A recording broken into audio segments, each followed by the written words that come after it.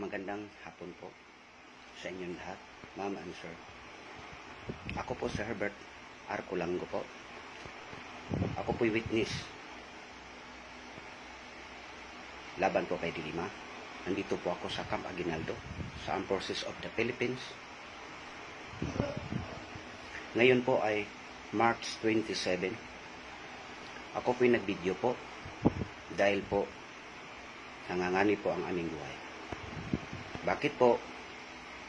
Kasi noong pong 2019 po,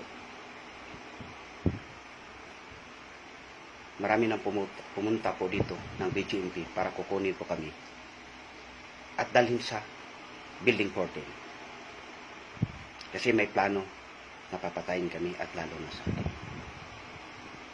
Nakapagtaka lang po, kami po ay witness kay Secretary Dilima. Ngayon po, ang problema po namin dito mga witness, bukas po, araw ng Lunes, ay papalitan na po ang mga gwardiya namin dito sa loob ng Camp Aguinaldo. Mga Bucor, papalitan na po ng mga BGMP. Ngayon po, nagsusulat na po kami sa Department of Justice. At sinasabi po namin sa mga aming piskal ng prosecution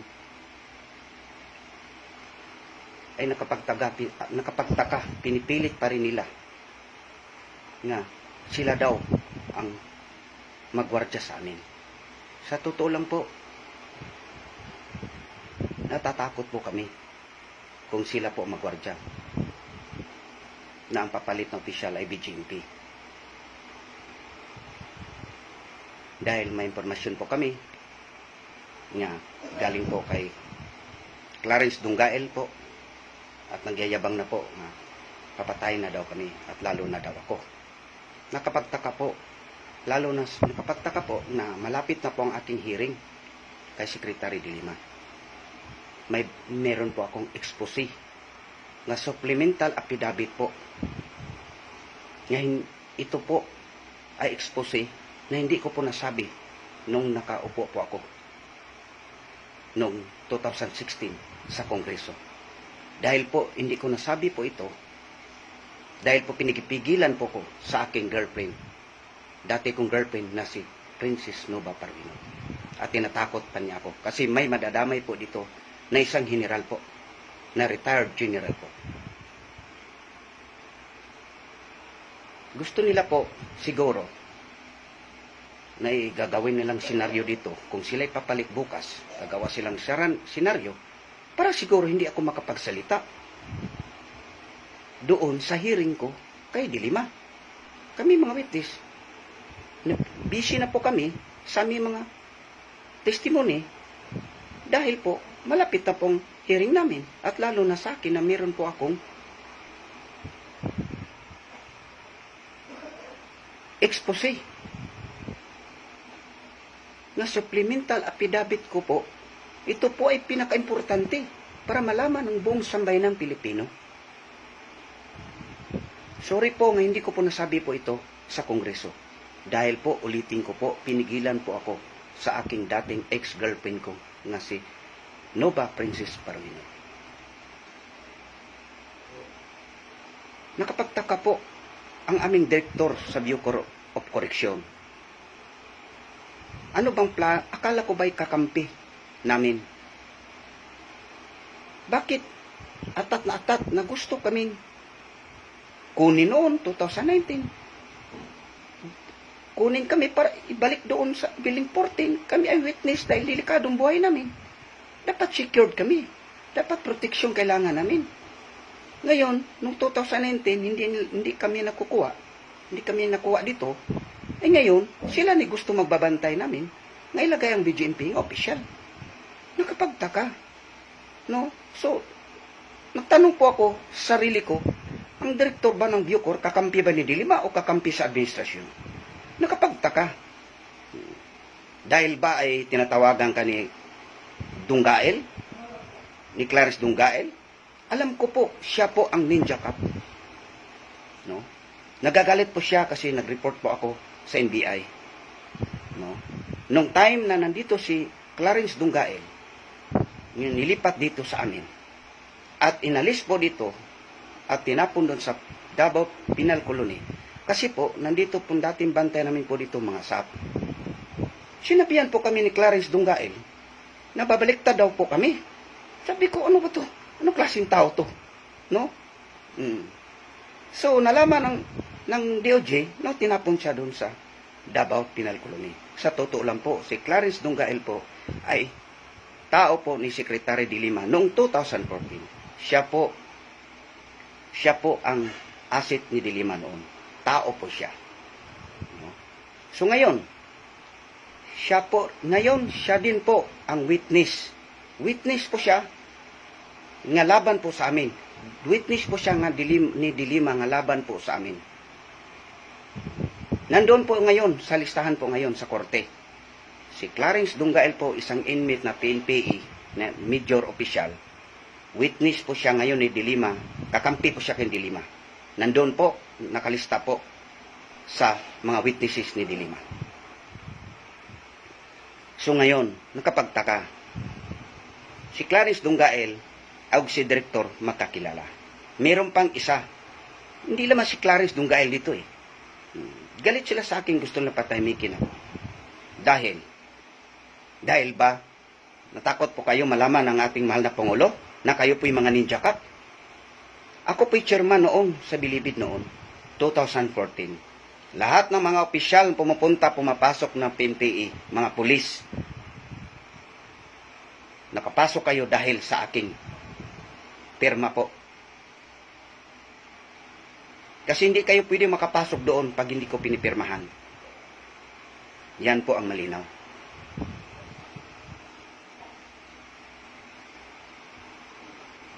Gusto ko po, bakit po ako ng video para makarating po sa Senado, sa Kongreso, sa Department of Justice. Nagsulat po kami sa Department of Justice. Hanggang ngayon, wala pa kaming feedback galing po kay Piskal. Pati mga piskal namin, nagsasabi sa amin, nalilito na rin sila. Malapit na po ang hearing namin at lalo na sa akin, meron po akong expose laban po kay Dilima. Ito po ay pinakamatindi na dapat sasabihin ko noong sa Kongreso pa ako, yung umupo ako. Ngayon, sasabihin ko na po sa korte. Ulitin ko po, alam ni Nova ito, no? So, nirespeto ko lang pa siya noon. Nirespeto ko kasi pinigilan ko siya. Ginamit. So, parang naramdaman ko na ngayon, nandito ako sa kampo. Mas tagal-tagal. Ginamit akong Dilima, ginamit ako ni Nova. Ano pa yun? May isa pang general yan. Yan pa nagpapalabas ng triad, yung si Tunilip. Takot ka rin, general. Dahil malaman ng taas kung sino ka rin. No? Itong general na to, dati pa itong administrasyon po. Noong 2015 pa ito. Klaruhin ko lang, gusto ko lang maklaro at malinaw. Nanahimik na po ako, hindi ko titigilan. No? Galit po ba kayo sa akin? Nagwi-witness po ako kay Dilima? Ano bang magawa ko? Dahil po, bakit masama ba? At masama ba magsasabi ng katotohanan kung anong nangyari noon? Sabihin ko. At hindi lang yan. Meron akong expose laban po kay Dilima. O bukas, Monday, papalit ang mga BGMP na opisyal. Ang aming hiling lang po, na sana po, dahil wala man kami hiningi ng kapalit sa pag-upo naming bilang witness at lalo na ako. Ang akin lang yung seguridad. maproteksyonan po kami sa gobyerno. Pero ang ginagawa po ni Direktor, ay talagang lalagyan kami dito ng BGMP. Wala man kami illegal. Sa totoo lang po, maniwala kayo sa hindi. Kahit magtanong po kayo sa mga army dito, mga gwardiya, at mga gwardiya namin, nanghiram na akong pira pagkain, wala kayong pira. Dahil yung dating ex-girlfriend ko, nandoon sa kanya, yung pira ko, yung sasakyan ko, yung mga nandoon sa kanya. Kahit saan-saan na lang ko manghiram ng pera. Isa pa rin yun, ginagamit ako. No? Alam mo no ba, ako po'y mag-volunteer nga mag-witness po sa iyo para malaman ng buong Pilipinas kung anong klase ka, at lalo na itong kabit mong si General. Yung kabit mong General, yung time na administrasyon pa noon, 2015. Hanggang ngayon, siya pa nagproprotect sa iyo. Si General Locadio Salva Cruz Jr., Council Advisory ng SAP ngayon. Noong 2019, siya ang gusto niya, ipilit niyang, nakapwesto siya ngayon bilang isang council para maprotektahan ka, no ba, di ba? Yung tumakbo, yung party list noon. Magkano binigay mo yan? Galing sa droga. 3 milyon. Yung time ng eleksyon ng 2016, nung presidential election, anong ginawa ni Locadio Salva Cruz Jr. na general? Di ba? Minamaniobra niya mga butuhan doon sa Osamis. Pinapalabas sa mga watcher ni Digong, ni Presidente Duterte. Alam mo, sa totoo lang, ito, ano ba, sa iyo nangyari? Ito pong karma, gaba po sa inyo. Sa inyong dalawa. Ngayon, may mga bata yan eh. Nakapwesto sa krami, yung kabit mo eh. Alam ko eh. Pinakaisaan ako nyo ngayon eh. Di ba, nagsusulat ka pa sa anak ko. Nandito po mga sulat mo, handwriting. Galit ka pa ni Duterte, di ba? Nandito, hindi ka makapagsinungaling, may ebidensya ko sa'yo. About sa case mo, mag-volunteer witness po ako sa'yo para malaman ng buong Pilipinas. Ebidensya, lahat ilabas ko. Pati kay Dilima, ito na. Ma-expose po ako. Nga supplemental affidavit ko, nga pinakamatindi. Alam mo no ba, sinusunod lang kita. Noon. Dahil napamahal na rin kita noon. Pero sa ginawa mo sa akin, para bang wala na kumakain dito? Alam nito kahit magtanong, ilang taon na 2 taon, nakikakain ako sa mga Bucor, sa mga guard dito. Diyan, mapatulong lo ako. May sasakyan ako ipabinta, hindi mo pabinta. Wala kang hawa.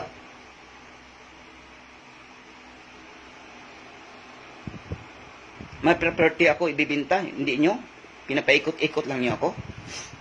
Mga anak ko kawawa, di ba? Ito po, nasabi ko po dito rin kay Nuba, sa may binanggit kong general na kabit niya. Dahil po, kung di ko tumabanggit, hindi mabuong istorya na expose ko about kay Dilima. Dugtong po ito. Dapat sasabihin ko po ito sa Kongreso. Pero hindi ko nasabi. Dahil pinigilan ko niya. At tinatakot pa ko nga, delikado daw ko kasi ganito. Kung babaliktad ang panahon daw, ay ganito. Hindi. Itong sinasabi ko, nag-witness pa ako kay Dilima. Ito pong katotohanan nangyayari. Pero yung sinasabi ko sa Kongreso, 50% lang yun. Dahil po sa Yunoba, dahil mahal kita, noon ay sa pagmamahal ay sinusunod kita. Pero ngayon, hindi na kita. Hindi ko pwede sundin ko po ang katotohanan. Hindi ko po susundin ang kamalian. Okay?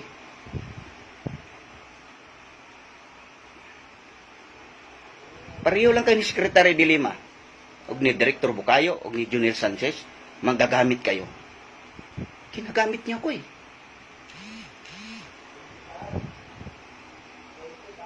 Dahil may mga koneksyon ka, may kakampi ka, lalo na itong kabit mo, si Locadio Salva Cruz Jr. Yan ang ano mo eh.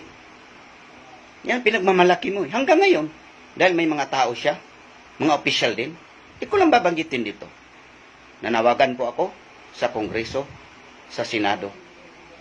Nga, tulungan niyo po kami dito nga proteksyonan kami mga witness at lalo na sa akin na malapit na kong upo kay Secretary de Lima. Alam ng aming prosecution yan at prosecutor. Kaya tanong niyo po doon kung sino prosecutor namin na lahat ng mga hinanaing namin problema dito ay sinasabi namin doon. Hindi kami VIP dito. Walang VIP treatment sa amin dito. Naghirap kami dito. At lalo na sa akin. Kaya tanong niyo po sa mga army. Hindi lang po ako, ito mga sinasabi, hindi lang po ako. Lalo na kay Clarence Dunggael nga ninja cut. No? Dahil may mga connection din po kayo, yung mga connection ninyo, mga mababait yun. Pinapaniwala lang ninyo. Alam ko lahat, hindi lang ako magsasabi rito, marami magsasabi pa. Takot lang. Gusto po ako maimbestigahan po dito, mapuntahan po ako. Gusto ko po, i-request ko po si General Danao. At saka General Ilasar. Maimbestiga, hindi lang ako magsalita. Dami. Sa Bilibid, dito marami. Nahiling ko lang po at nanawagan po ako dahil bukas mapalit ang BGMP. Kami po ito nangangamba at lalo na sa akin. Hindi lang po hearsay ito ang may impormasyon galing. Hindi lang ako magsalita. Pati mga kasamahan ko rito magsasalita. Hindi ko lang babagitin pangalan. Kung saan po nanggagaling impormasyon na papatayin ako. Sinaryoin ako. Hindi nagbibidyon ako ngayon para malaman ng buong sambayan ng Pilipino at malaman ng Kongreso at Senado at sa Department of Justice. Pasensya na po. Basta po, kami dito, walang binigay na VIP treatment sa government sa amin. Patas po ang gobyerno para sa amin. Wala nag-utos po sa amin. Nagwi-witness po kami. Kahit abogado ko po, hindi nag-utos sa akin. Ito po'y kusang loob ko nung nagsasabi ng katotohanan kung anong nangyayari noon kapanahonan noong 2014 nung ako po'y bilang isang chairman ng maximum security compound. Diyan, napatulong ba? Wala makain, nakakain lang ako. 2 taon, Pasko, wala. Pati mga anak ko, wala. Tapos sabihin, kulang ko, mayaman. Mayaman, sino ba? Princess Baronig? Hindi po ako. Ako po utusan lang po.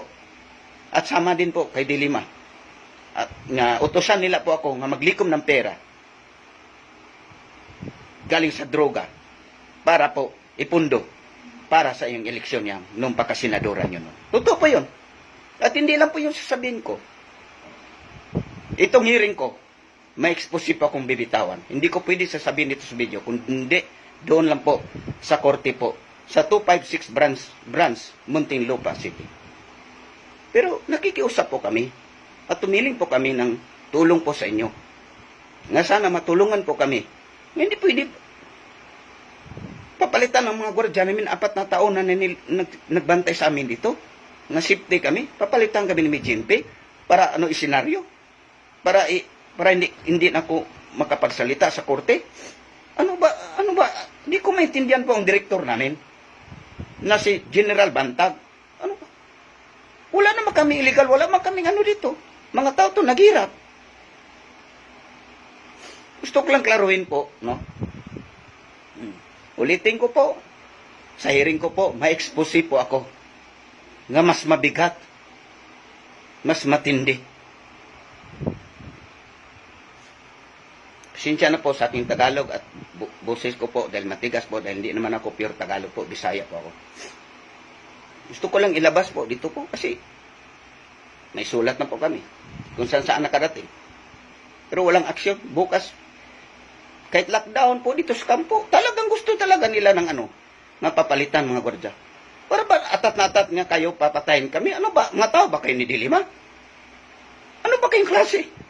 Dahil ang alam ko naman noon, noong 2014, si Secretary de Lima, may mga tao sa BGMP noon. Siguro baka ito na. Sipin mo.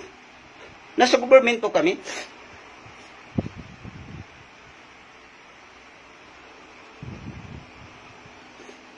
Nagwi-witness laban kay Senadora. Tapos, kung sila papalit, paano? Hindi na kami makakain. Hindi kami makatulog. At lalo na sa akin na malapit na ang aking hearing. Nakiusap po kami nga, kung pwede, army lang magbantay sa amin at Bucor. Safe naman kami dito, sa loob ng kami ng kampo. Compound po ito.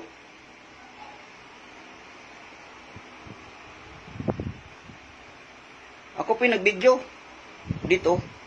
Ako nang gumawa ko ng paraan kami dito, nga makahiram kaming cellphone ng video, para maparating po ito sa labas. At para malaman sa itaas. Kasi ang naglalaro dito nasa baba eh. Walang alam ang taas eh. Hindi lang po ako magsasalita. Kung mayroong mag-imbestiga rito, marami magsalita. Hindi lang dito, kahit sa iba pa, hindi ko nabanggitin. Marami magsasalita. Sa lahat ng mga binanggit ko. Yun lang po.